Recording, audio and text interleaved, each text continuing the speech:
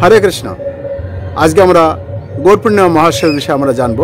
কোন তারিখ থেকে শুরু হবে, কীভাবে পালন করবেন এবং হোলি উৎসব কেন এটি বলা হয়, হোলির নামে তাৎপর্য কী রয়েছে, দোল মহোৎসব কেন বলা হয়, পঞ্চম দল কবে থেকে শুরু হবে এবং আবির আপনি কাকে প্রদান করবেন, আবির কি ছোটোদেরকে বড়োদেরকে প্রদান করা যায়, কীভাবে আপনি এটি পালন করবেন।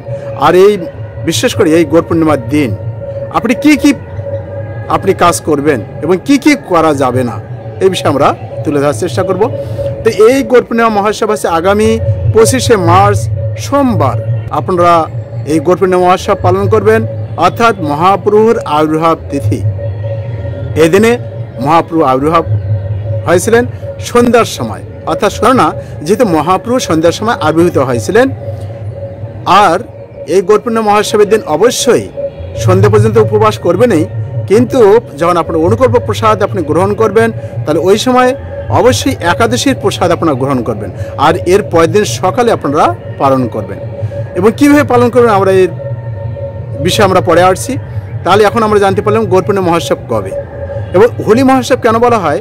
যেহেতু এই দিনে হোলি অর্থাৎ হোলিকা, আপনার নাম শুনেছেন অনেকেই, অর্থাৎ হিরণ্যকশিপুর বোন, দৈত্যরাজ হিরণ্যকশিপু, তার বোন ছিল হোলিকা। তার একটি বর ছিল, তিনি বরপ্রাপ্ত হয়েছিলেন।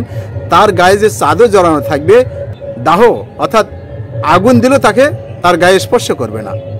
তো যখন প্রহ্লাদ মহারাজকে বিভিন্নভাবে মারার প্ল্যান করছিলেন হিরণ্যকশিপু, পারছিলেন না, তো হোলিকা বললেন ঠিক আছে আমি এটা করছি। তো তখন প্রহ্লাদ মহারাজকে তিনি আগুনের মধ্যে তিনি সেখানে প্রহ্লাদ মহারাজকে নিয়ে গিয়েছিলেন, কিন্তু পরবর্তী তার ফলটা কী হলো, বিপরীত ফল হলো। অর্থাৎ প্রহ্লাদ মহারাজকে মারার জন্য গেলেও তিনি নিজে অগ্নিদগ্ধ হয়ে গেলেন, প্রহ্লাদ মহারাজ বেঁচে গেলেন। তো এখান থেকে আমাদের একটা শিক্ষা নিতে পারি যে যখন কেউ কোনো অর্থাৎ ভক্তিমূলক কাজে কেউ বাধা দিবে, বড়িভাবাপন্ন হবে করে, তার সে ভস্মীভূত হয়ে যাবে। কিন্তু যদি কেউ ভগবানের ভক্ত হয়, সুন্দরভাবে যদি ভক্তি যাজন করে, তিনি সমস্ত রকম বাধা বিপত্তি থেকে সে মুক্তিপ্রাপ্ত হবে। এই হোলিকার নাম অনুযায়ী এটা হচ্ছে হোলি উৎসব বলা হচ্ছে। আর এই সময়ে আবির অনেকে প্রদান করা হয়। কেন আবির প্রদান করা হয়? এই আবির সাধারণত যখন ভগবান শ্রীকৃষ্ণ ছোট ছিলেন, তো ছোটকালীন তিনি একদিন মা যশোদাকে বলছেন, মাতা যশোদাকে, যে হে মাতে, আমি অত্যন্ত কালো, রাধারের কত সুন্দর, তো তিনি এত সুন্দর, আমি অত্যন্ত কালো, না আমি তার মতো হতে চাই। তো তখন মা যশোদা বললেন ঠিক আছে, সামনে দোল উৎসব আসতেছে, সেদিন তোমরা একই রকম হয়ে যাবে, অর্থাৎ তুমি তাকে ওই দিনে আবির প্রদান করবে।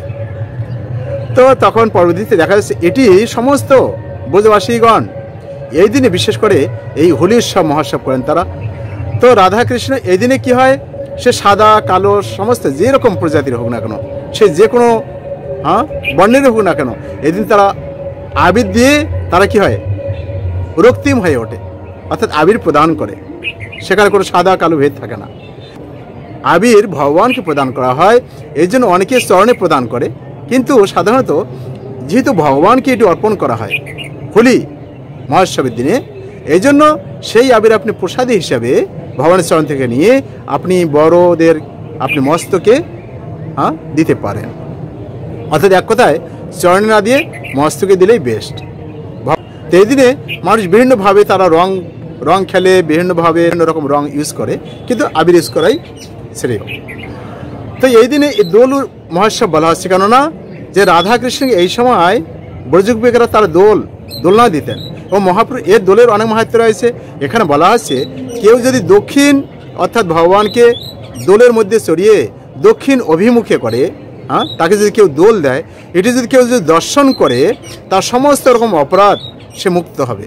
তার উৎসবের কী মাহাত্ম্য, শাস্ত্রে কী বর্ণনা রয়েছে এ বিষয়ে হরিভক্তি বিলাসে, চতুর্দশ বিলাসে এর বিস্তারিত অনেক মাহাত্ম্য রয়েছে, তা আমরা এখন দেখে নেব।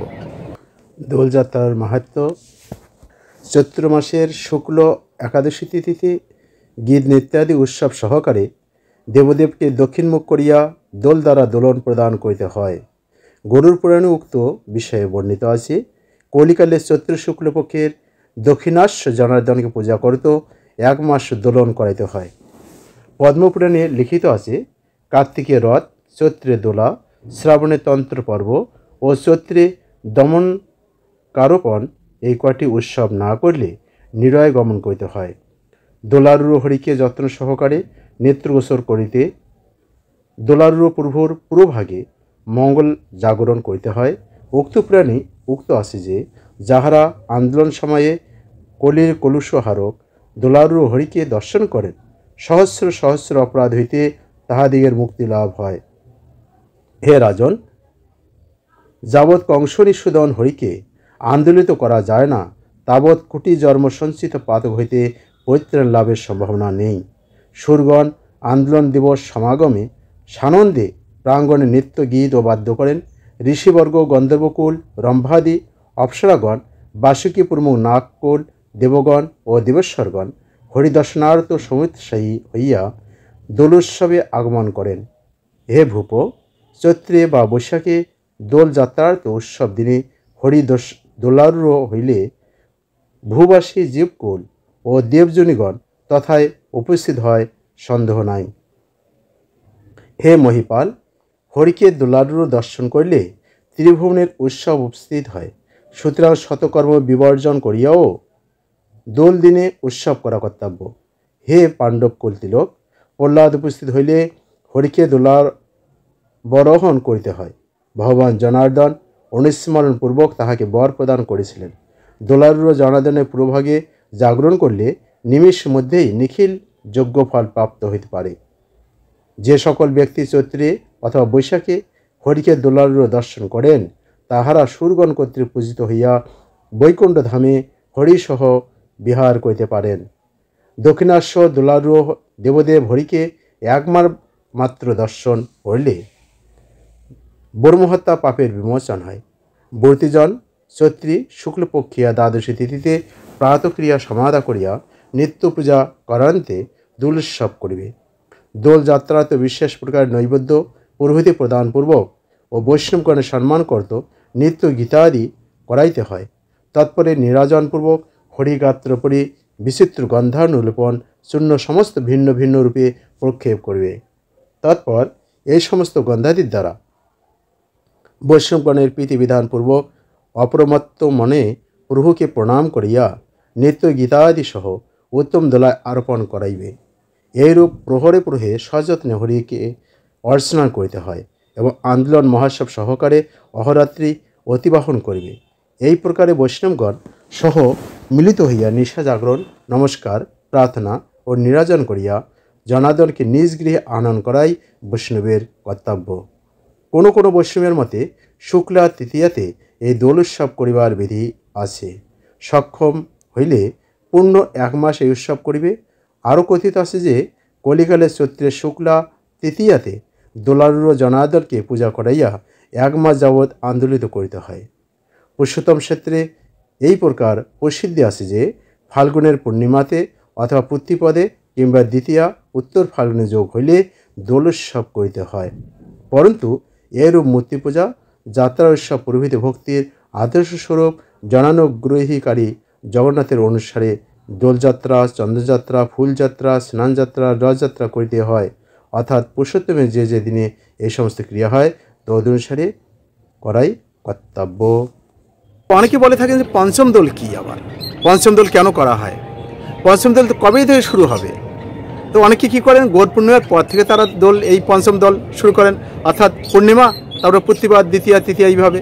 কিন্তু এটি সঠিক নয়, যথাযথ নয়। কেননা এটি শাস্ত্রে বলা হচ্ছে, তাহলে আমরা এখানে দেখতে পেলাম পূর্ববর্তী শাস্ত্রে যে এটি একাদশী থেকে সাধারণত শুরু হয়।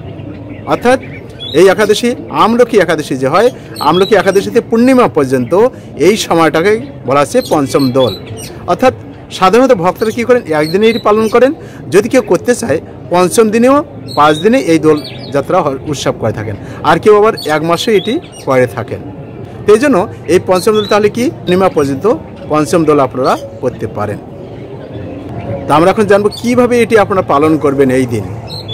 তাহলে অবশ্যই এই দিনে সকাল সকাল উঠবেন, আপনারা মঙ্গলারতি ভবনের যে মঙ্গলারতি কিংবা হরিনাম জপ কীর্তন, ভাগবত শ্রবণ কীর্তন, ওদের সঙ্গে সাধুসঙ্গ এগুলো করবেন।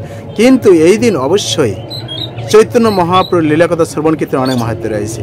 পারতপক্ষে আপনার চৈতন্য চৈতামৃত, চৈতন্য ভাগবতম আপনারা এগুলো অধ্যয়ন করতে পারেন, কিংবা মহাপ্রভুর বাল চরিত্র কথা আপনারা অধ্যয়ন করতে পারেন। বিশেষ করে চৈতন্য চৈতামৃত কথা, মহাপ্রভুর কথা আপনি নিজেরা অধ্যয়ন করতে পারেন, সাধুদের মুখে আপনারা শ্রবণ করতে পারেন। আর অবশ্যই এই দিনে আপনারা মহাপ্রভুর যদি পাশাপাশি আপনার বিগ্রহ থাকে বাড়িতে, আপনারা অভিষেক করবেন। যদি না থাকে পাশাপাশি আপনার মন্দিরে যাবেন, মন্দিরে গিয়ে সেখানে অভিষেক করা হয়। অর্থাৎ আপনারা নিজ গৃহ করতে পারেন, মন্দিরে গিয়েও সেখানে আপনারা অংশগ্রহণ করতে পারেন। অর্থাৎ দুধ, দই, ঘি, মধু, চিনি, বিভিন্ন রকম ফলের জুস দিয়ে আপনারা অভিষেক করতে পারেন। এবং বিশেষ করে তুলসীর পাতা দিয়ে আপনারা মালা তৈরি করতে পারেন ভগবানের জন্য। ভগবানকে 108 তুলসী পত্র অর্পণ করতে পারেন, 108 নাম রয়েছে মহাপ্রভুর। এবং এই দিনে অবশ্যই ভগবানকে প্রথমে আপনারা যদি আলক্ষ্য থাকে সেখানে আপনারা তুলসী পত্র অর্পণ করতে পারেন এবং আপনারা সেখানে অভিষেক করতে পারেন। বিগ্রহ থাকলে খুব ভালো। আর যদি না থাকে আপনারা পাশাপাশি মন্দিরে আসবেন এবং অভিষেক আপনারা দর্শন করুন। মহাপ্রভু 108 নাম আপনারা পাঠ করতে পারেন, মহাপ্রভু লীলা কথা শ্রবণ করুন, অধিক হরিনাম জপ করুন, আপনারা টার্গেট রাখবেন। কেননা এই সময় এই দিনটা এতই গুরুত্বপূর্ণ। মহাপ্রভু যখন আবির্ভূত হয়েছেন, ভক্তই কি অভক্তই সবাই হরিধ্বনি করছেন, গঙ্গা স্নান করছেন, তাই না? চৈতন্য চৈতামৃতে আমরা দেখতে পাই। ভগবানকে আপনারা ভোগ অর্পণ করবেন, তারপর মহা আরতি করবেন, তারপর আপনারা পুষ্পাঞ্জলি অর্পণ করে পুষ্প দিয়ে আপনারা অভিষেক করতে পারেন। অন্তিমে আপনারা পুষ্প অর্পণ করে পুষ্পাঞ্জলি দিয়ে জয়ধ্বনি দিয়ে তারপর আপনারা মহাপ্রসাদ সেবন করবেন। তো ধন্যবাদ আপনাদের সবাইকে। তাহলে আপনারা এইভাবে হোলি উৎসব আপনারা পালন করুন। বিশেষ করে মহাপ্রভুর অত্যন্ত খুশি হন। আর মহাপ্রভু খুশি হলে তাহলে কী হবে? অনর্পিত সরিংসিরাত করুণা অবতীর্ণ করল। মহাপ্রভু হচ্ছে পতিত পাবন, গৌরহরি, পতিতদের পর্যন্ত তিনি উদ্ধার করেন। তাহলে আপনারা কৃপাপ্রাপ্ত হবেন। সবাই আমরা এই অনুষ্ঠান আমরা পালন করব এবং যারা অন্যের পাশাপাশি রয়েছে তাদেরকে আপনারা বলবেন এই দিনটা বিশেষ গুরুত্বপূর্ণ, যেন ওই দিন সন্ধ্যা পর্যন্ত উপবাস থাকে। তারপর আপনারা মহাপ্রভুর অভিষেক দর্শন করে পুষ্পাঞ্জলি দিয়ে তারপর যেন অনুকল্প প্রসাদ গ্রহণ করে তারপর দিন পালন করবে। হরে কৃষ্ণ।